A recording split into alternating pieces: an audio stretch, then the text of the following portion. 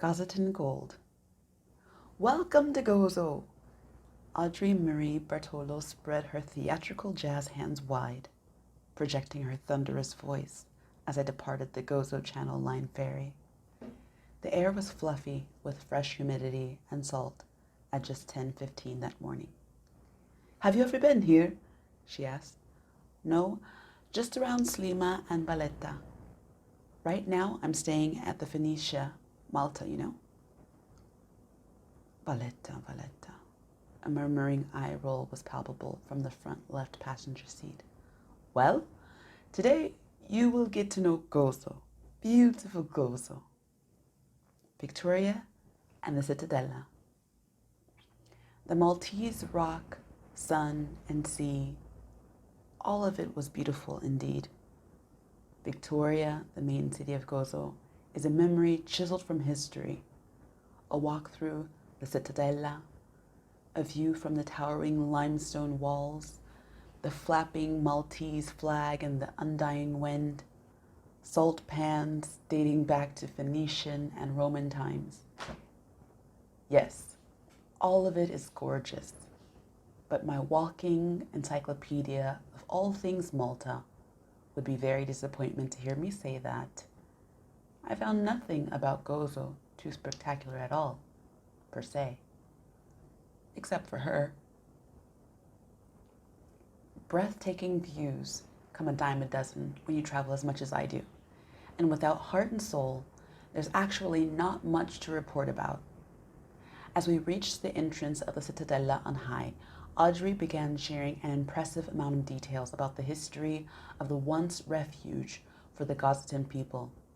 Her voice was practiced, steady, and carried a rhythm that was engaging. Unfortunately for Audrey, I didn't care at all. Owned by various conquerors, check. Destroyed and left in ruins, check. Rebuilt, check. Ottomans, French, British, okay. I didn't care when I was being tested in uni, and I certainly don't care now. It was hot, wet, and stickier by the minute. My low blood sugar was kicking my ass. We'd walked through this beautifully crafted maze for about an hour, and in my silence, I was politely done. "Can we eat? I have low blood sugar and I've passed out from it before," I growled. But true story. "What if we take the smallest streets through the town and I'll call the driver to meet us on the other side?" she suggested. The angry black woman in me was tempted to say, "Girl, did you hear me?" But my love for her passion let her live. "Sure," I conceded. We walked through the small winding streets and finally made our way back to our comic relief of a driver, fresh off the boat from Britain. A cigarette hung from his mouth as he cracked dry joke after dry joke, and as a fan of the classic Absolutely Fabulous, I felt comforted in my near starvation. Lunch at Il Quartel restaurant. In just 20 minutes we arrived to the north of the island, and the boardwalk oasis seemed so close, yet so far.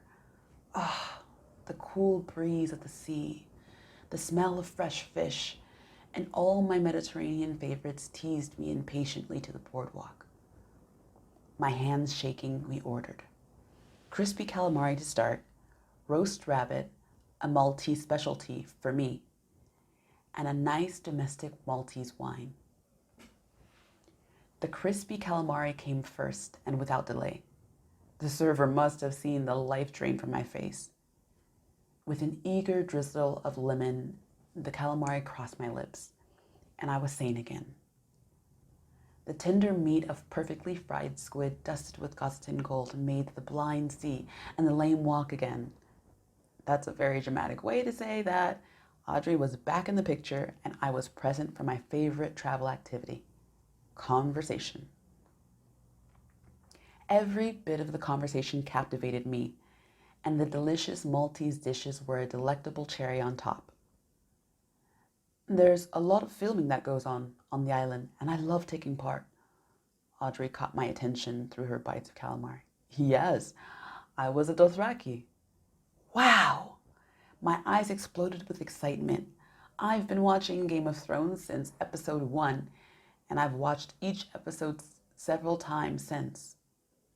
She mentioned several other projects she'd participated in, unknown to me. And then came Queen of the South. Tomorrow we will go to Bergu, and I will show you where some parts of the series were filmed. They filmed the first episodes of season 3 on Malta. No way! I was fanning and in complete disbelief because I've watched Queen of the South many times, and I couldn't remember one moment that looked like Malta. I'll show you, she said, sipping her buttery Maltese Isis Chardonnay.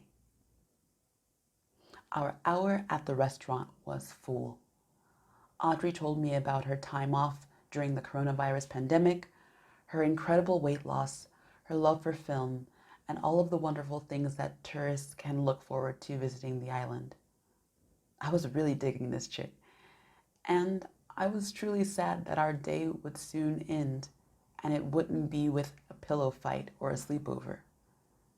As we finished our meal with a Snickers dessert cake and coffee, she asked, "So what should we do now? Do you want to go swimming at the Blue Lagoon as we planned in the itinerary?" Are you coming? For me, it was a clear no. I didn't want the fun with my new Gozitan friends to end. How about this? You take me wherever you think I should go, and I'll be happy to go there. It was a deal. Gozo salt pans. Our driver swooped in and whisked us away to the Svinsny salt pans, dating 5 generations back to the 1860s. The pans looked like something of a relic, but I'd read about them on travel blogs, and as a foodie traveler, they were a must-see for my visit. After my trip to Menton, France, fleur de sel was all the rage in my kitchen, but Gozitan salt turned out to be a step above. Freshly off the aerating salt stack, Josephine, a 5th-generation salt farmer and a friend of Audrey, offered me a taste of Gozo's best. "Go ahead, try that." She offered a generous pinch. Whoa, not that much," I insisted. "I don't want a mouthful of salt." Finishing salt is definitely my thing on a freshly grilled fillet of fish or even on a rich, dark chocolate ganache. But straight in the mouth, no chaser? Hold up, Josephine. I braced myself for impact, my eyes clenched tight. Wow, that's not salty at all. It was incredible. I was at a loss for words. Salt that's not salty? It's a bit sweet, right? Josephine helped me find the words. Yes, exactly. It has a gentle saltiness, but it's quite a sweet saltiness at the same time. This was a new experience, and I officially understood the obsession with all these different kinds of salts. Words don't teach. Life experiences teach. And this experience taught me a lot. First, that I am officially a fan of artisanal salts. Second, the experience showed me how complicated salt can be. The lingering gentleness of the flaky grains, which are far more complex than just sodium chloride, unlike table salt, and add other minerals like calcium and magnesium chloride, which give it that distinctive taste of the sea, according to Wikipedia. After tasting, the salt pans were far more than a novelty, and I wanted to know everything about the process that orchestrated this delightful experience in my mouth. Josephine showed me her over 250 salt pans that she and family regularly maintain, cultivate, and harvest to arrive at this swanky salt. It's a lot of hard work, and only for $2.50 per sack. I'm afraid that soon this art will disappear, Audrey lamented, sobering my excitement. You have to charge more per bag, the capitalist in me fought back. I love this salt. So I climbed up to their little hut on the hill and made sure to buy one for myself, anticipating that this would be one of many purchases. Now, I'm going to take you to a wonderful place. It's absolutely gorgeous, and this is a treat that a lot of tourists miss and regret. Audrey wrestled with the high pitch of the aggressively blowing wind. Wide il Casri. What an enchanting fjord that was. By the way, en route to the deep inlet of the sea between high cliffs, I had no clue what a fjord was. Voila, that was a definition. The view from the cliff was breathtaking, and I could already imagine me here with my kids, hysterically warning them.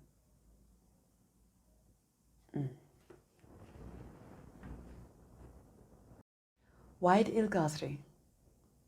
What an enchanting fjord that was. By the way, en route to this deep inlet of the sea between high cliffs, I had no clue what a fjord was. Voila, that is the definition. The view from the cliffs was breathtaking, and I can already imagine me here with my children, hysterically warning them. Be careful, it's slippery. Stop running, hold the railing. And then we'd get down to the water with our snorkel gear and our midday snacks to enjoy a wonderful time until sunset. Yeah, I have to come back here. I mean, here specifically, but also Gozo. It's so different from Malta. When I came the first time, I was wondering why the island was so busy and where I could find refuge, and this is definitely it, I said with my hands on my hips, gazing over the open sea as the people scaled down to snorkel. It's hot though, huh? Yes. It's best to come in the fall or the spring. The summer can be absolutely miserable here. In fact, I don't think I'm going to take any tours this summer, especially if we have to use these masks. Audrey wiped her brow as we sweat together in the middle of June. She explained to me that there are great farmhouses and lamb houses that guests rent for extended periods to enjoy a peaceful time on the island, swim, enjoy water sport, and time with the locals. You know, Gozitans love to gossip. So if you're a tourist, one of the most fun things you could do is go to the center of town for a pastizzi and talk with the local people, she explained.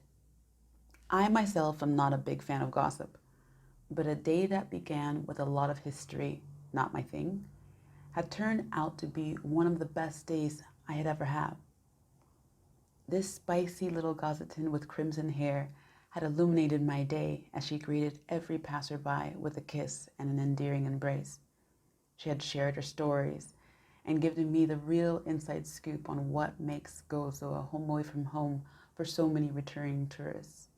Josephine, the Gozitan salt goddess, was part of that joy too, taking time from her day to show me the best of Gozitan salt, her salt processing and storage cave, and even introducing me to her beautiful mother and the Gozitan server, whose hospitality brought me back to life with delicious local eats.